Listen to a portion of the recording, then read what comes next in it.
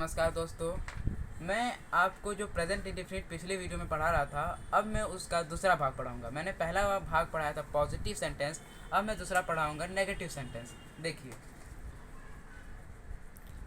Negative sentence इसका इसका देखिए, ये नकारात्मक, इसका हिंदी मतलब होता है नकारात्मक। नकारात्मक वाक्य, सेंटेंस का वाक्य, ठीक है। देखिए, अब इसकी पहले हम आपको पहचान बता देते हैं। पहचान क्या है? इसकी पहचान है किसी भी हिंदी वाक्य के अंत, किसी भी हिंदी वाक्य के मध्य में, मान लीजिए मध्य में न या नहीं जैसे शब्द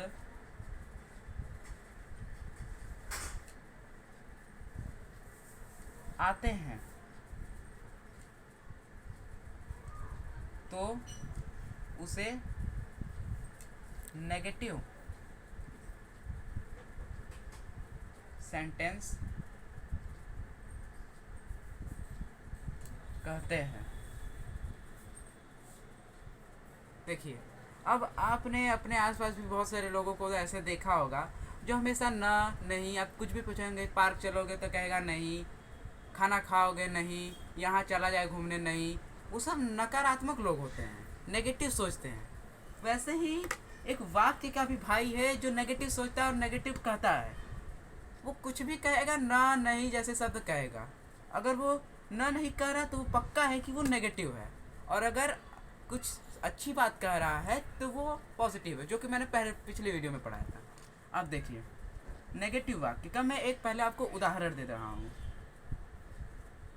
ठीक है। देखिए, उदाहरण क्या है कि राम नहीं जाता है। राम पागल है, वो नहीं जाता है, हमेशा नहीं नहीं कहता है, वो हमेशा नेगेटिव बोलता है। राम नहीं जाता है। अब देखिए, राम नहीं जाता है, सब ये वाक्य है, वाक्य के बीच में नहीं आया ना, जैसा कि हमने लिखवाया था कि न या नहीं जैसे शब्द आए, यानी कि ये क्या हुआ, नेगेटिव हो गया। ये नेगेटिव हो गया, ये जो राम है वो इस समय नेगेटिव हो गया। अब हम पहले इसका देखिए ट्रांसलेट बताते हैं। इसका एक सूत्र होता है, सभी के सूत्र होते हैं। अब आप इसको लिखते जाइए। अब आप ये मत सोचिएगा कि ये जो टेंस से बहुत ही पेचीदा है। बहुत से लोग इसको कहते हैं कि बहुत ही मुश्किल है, तुम अभी सीखने लायक हो, लेकिन नहीं, आप अभी सीख सकते हैं। ये बहुत ही ईजी है, आप खाली दिमाग लगाइए, मन लगाइए और आप इसको सीख सकते हैं। देखिए, इसका सूत्र होता है सब्जेक्ट प्लस डू या डज, डू या डज के साथ नॉट, डू या डज के साथ नॉट प्लस वर्ब, बस इतना है। अब हम इसका ट्रांसलेट एक आपको पहले करके बता रहे हैं। जैसे कि मैंने यही दिया था कि राम नहीं खाता है, राम नहीं जाता है, राम नहीं जाता है। अब हम इसका पहले, मैंने पहले ही बता दिया था कि इसका सब्जेक्ट कैसे पता करें। तो इसका सब्जेक्ट हो जाएगा राम नहीं जाता है। इसका हम करेंगे डज, पहले लगाएंगे डज, उसके बाद नॉट यानी नहीं, फिर लगाएंगे वर्ब जाता यानी गो। अब आप सोच रहे होंगे, रुकिए, अभी मैं आपको एक और उदाहरण दिखा के समझाता हूँ कि राम नहीं जाता, और एक उदाहरण देता हूँ कि वह, तुम नहीं जाते हो, तुम नहीं जाते हो, जाते हो या है, ठीक है, वही चीज़ है। देखिए, अब हम तुम का लगाएंगे यू, और डू या डज में लगा लेंगे डू, और नहीं में लगाएंगे नॉट, और जाना का हो जाएगा गो। अब आप सोचिए, सब कुछ तो वही है, नॉट गो आ ही रहा है। इसमें बस ये अंतर है कि यू है और राम है, और यहाँ पर डू डज का अंतर हो गया। ऐसा क्यों? देखिए, इसका डू या डज ऐसी जगहों पे लगता है, इसका एक सूत्र होता है कि डू या डज कहाँ लगेगा। डू या does third person, third person singular के साथ। अब मैंने पिछली वीडियो में दिखाया था कि थर्ड पर्सन सिंगुलर क्या है। मान लीजिए मैं अब अधिकतम लोग पिछली वीडियो को नहीं देखेंगे, कोई बात नहीं, पिछली वीडियो का मैं लिंक आपको डिस्क्रिप्शन बॉक्स में दे दिया हूँ। देखिए अब मैं आपको बताता हूँ कि थर्ड पर्सन सिंगुलर, मैं आपको तुरंत दिखा देता हूँ कि थर्ड पर्सन सिंगुलर क्या था। थर्ड पर्सन सिंगुलर, सिंगुलर कहाँ लिखा था, यहाँ लिखा था सिंगुलर, ठीक है। देखिए इसको ध्यान से समझिए, थर्ड पर्सन सिंगुलर में क्या था जरा याद कीजिए। इधर तो अपना प्लूरल था भाई, अपना प्लूरल था, यहाँ मैंने सिंगुलर लिखा था, क्या था सिंगुलर में याद कीजिए। थर्ड पर्सन सिंगुलर में था ही, सी और it, he see it, he see it और एनी नेम, ठीक है, ही सी इट और कोई भी नाम। थर्ड पर्सन सिंगुलर के साथ ही आपको डज लगाना है। क्या लगाना है, डज लगाना है, ये बहुत ही मेन चीज़ है। थर्ड पर्सन सिंगुलर के साथ आपको डज लगाना है तो लगाना है, अगर आपने डू लगा दिया तो आपका गलत हो जाएगा। देखिए अब मैंने यहाँ पे क्या किया है, राम नहीं जाता है, राम क्या है, राम एक नाम है, ठीक है, राम एक नाम है। यहाँ क्या लिखा हुआ है, एनी नेम यानी कोई भी नाम, तो मैंने राम की जगह डज लगा दिया है, यानी कि ये थर्ड पर्सन सिंगुलर है। थर्ड पर्सन प्लूरल जो दे है, अगर वो लिखा है तो आप डज नहीं लगाएंगे, आप केवल थर्ड पर्सन और सिंगुलर के साथ ही डज लगाएंगे, वरना और किसी के साथ नहीं लगाएंगे। देखिए अब राम जो कोई भी नाम है, मैंने उसके साथ डज लगाया, यानी मैंने कोई भी गलती नहीं की, उसके साथ डज तो डज ही लगेगा। उसके बाद देखिए तुम नहीं जाते हो, तुम का इंग्लिश, अरे इंग्लिश मतलब क्या होता है, यू। अब यू क्या है आप बताइए, यू है सेकंड पर्सन, ये सिंगुलर भी है प्लूरल भी है, तो चूंकि ये थर्ड पर्सन सिंगुलर नहीं है, वो सेकंड पर्सन यानी द्वितीय पर्सन का है, इसका मतलब कि मैं उसके साथ डज नहीं लगाऊंगा। अब जब डज नहीं लगाऊंगा तो बचा क्या, बचा अपना डू, तो वही लग जाएगा यहाँ पर बचा हुआ। हमेशा याद रखिए ये मेन है, थर्ड पर्सन सिंगुलर के साथ बहुत सी चीज़ें लगती हैं, इसलिए थर्ड पर्सन सिंगुलर को तो एकदम, वो जो चार्ट मैंने बना के दिया था उसको तो याद करना ही करना है, और इसको और अच्छे से याद करना है, क्योंकि कुछ भी अधिकतम जगहों पे यही काम आने वाला है। टेंस में इंग्लिश अनुवाद करते समय हमेशा इसी चीज़ के आधार पर आने वाला है, इसको अच्छे से सबको याद कर लेगा। थर्ड पर्सन सिंगुलर, ना कि प्लूरल, सिंगुलर तो सिंगुलर, ठीक है। अब मैं इसके आगे आपको बताता हूँ। देखिए अब हमारे पास जो ये हमारा सूत्र था, सब्जेक्ट प्लस डू या डस के साथ नॉट प्लस वर्ब, ठीक है, कॉमा, अरे फुल स्टॉप। देखिए अब हम आपको समझाते हैं फिर से, कि जैसे कि आप हमारा लगाएंगे कि वे लोग नहीं जाते हैं। अब जब इसमें न या नहीं जैसे शब्द आ गए तो वो क्या हो गया, नेगेटिव हो गया। अब आप इसको ध्यान से समझिए कि वे लोग का इंग्लिश मतलब क्या है। वे लोग का इंग्लिश होता है दे, जो मैंने पिछले वीडियो में बताया था, आप उसको अच्छे से याद कर लीजिए, क्योंकि हर जगह अभी आप जो नया नया सीख रहे हैं उसमें वही चीज़ आना है। जो मैंने बताया बहुत इंपॉर्टेंट है, आप उसको अच्छे से समझिए। दे पहले आपका क्या हुआ, सब्जेक्ट कंप्लीट, इतना आपने कंप्लीट किया, ठीक है। अब आपको लगाना है डू या डस, पहले ही डू या डस लगाना है। अब याद कीजिए कि मैंने अभी थोड़ी देर पहले बताया कि थर्ड पर्सन सिंगुलर के साथ डस का प्रयोग होता है। आप इसको रिवाइंड करके देख सकते हैं। देखिए थर्ड पर्सन सिंगुलर के साथ डस का प्रयोग होता है, तो क्या ये थर्ड पर्सन सिंगुलर है, मैं इसके साथ डस लगा सकता हूँ, नहीं, मैं इसके साथ डू लगाऊंगा। ये थर्ड पर्सन सिंगुलर नहीं है, ये थर्ड पर्सन प्लूरल है, इसलिए मैं यहाँ पर बचा हुआ माल डू लगाऊंगा। अब हमारा जो ये सहायक क्रिया था ये भी कंप्लीट हो गया। अब हमें चाहिए नॉट यानी नहीं। अब हम लगाएंगे नहीं, यहाँ लगा दूंगा नॉट, यानी ये भी कंप्लीट हो गया। हम धीरे धीरे अपने वाक्य को कंप्लीट करने के आगे बढ़ रहे हैं, अब हम सक्सेस हो रहे हैं। अब देखिए हमारा नॉट भी कंप्लीट हो गया। अब बचा क्या, वर्ब। अब हमें वर्ब लगाना है, तो वर्ब क्या बचा है, जाता है, जाना, यानी वो जा रहा है, ये आपका एक क्रिया है। तो जाना क्या हो जाएगा, एक वर्ब। तो जाने का क्या होता है, गो। बस इस नेगेटिव में यही आपका बनना है, दे डू नॉट गो, ये आपका सही होगा। अब हम आपको एक और उदाहरण दे सकते हैं, जैसे मैं खाता हूँ, मैं खाता हूँ, ठीक है।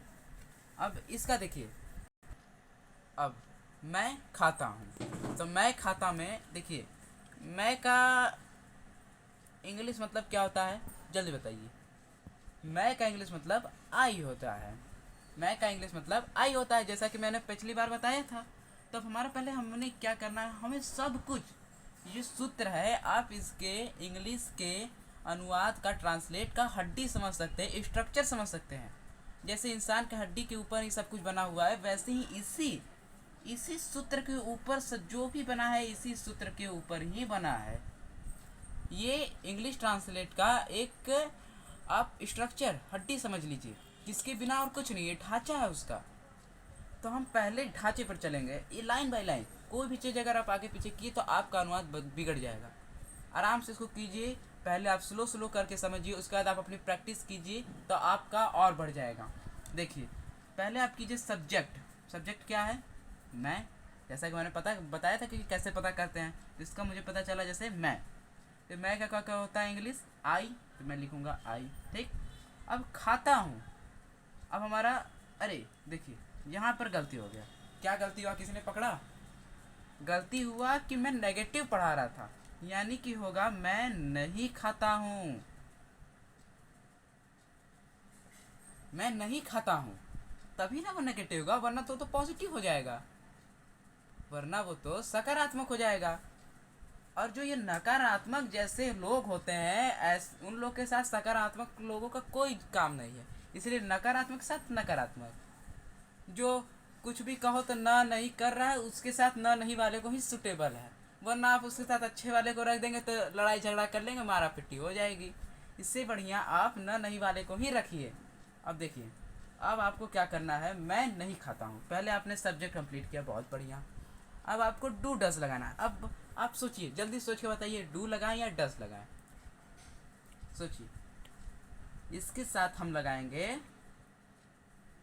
डज, नहीं, ये डज गलत होगा, डू। जिन जिन लोगों ने डू कहा है वो बहुत ही अच्छे हैं, वो सीख रहे हैं, वो अपने इंग्लिश ट्रांसलेट की तरफ जा रहे हैं।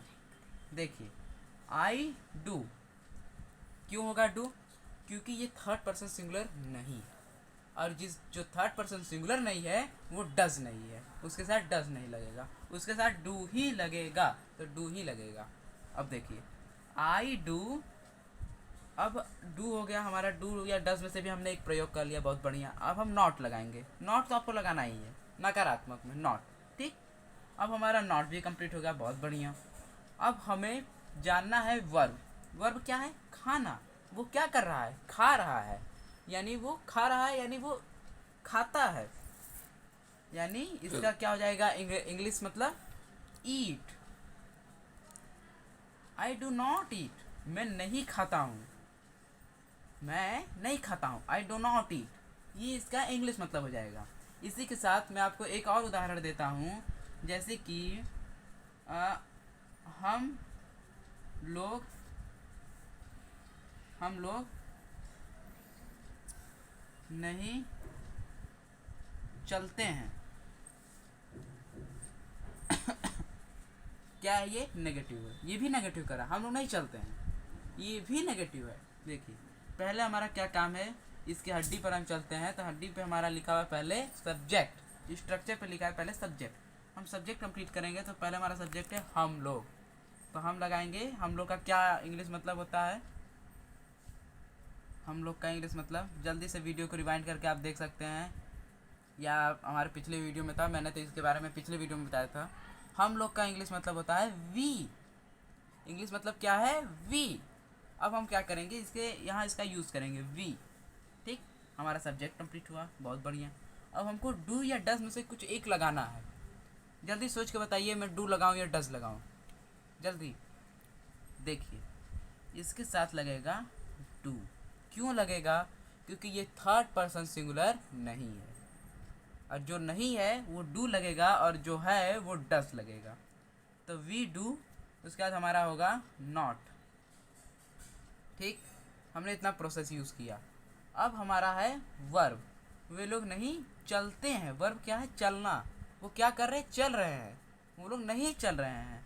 वी डू नॉट, चलने का क्या होगा? जल्दी जल्दी जल्दी, walk. We do not walk, हम लोग नहीं चलते हैं। ये नेगेटिव है। देखिए, हर चीज़ में एक एक कदम है, एक एक कदम है। जैसे कि पहला हमारा है सब्जेक्ट, फिर दूसरा हमारा जोड़ करके है डू या डस, ठीक है। तीसरा हमारा है नॉट, और चौथा हमारा है वर्ब। इसको आप स्टेप बाय स्टेप कीजिए, स्टेप बाय स्टेप। अब आप ये मत सोचिए कि हम यहाँ से कूदेंगे यहाँ चले जाएंगे। यहाँ से कूद करके यहाँ नहीं जाना है, आपको लाइन बाय लाइन चलना होगा, तभी आप अपने वाक्य को कंप्लीट करेंगे और सही लिख पाएंगे।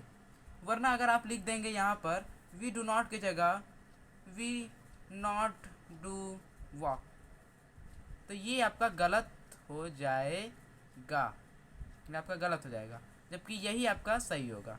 इसलिए लाइन बाय लाइन चलिए। अगर आप आगे कूदें तो आप मुंह के बल गिर जाएंगे।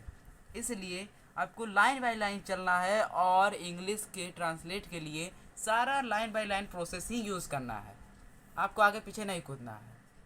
और मैं अब इसके अगला वाक्य, अगला जो हमारा था, हम उसको अगले वीडियो में बताएंगे। इसी के साथ मैं धन्यवाद करता हूँ आप लोगों को।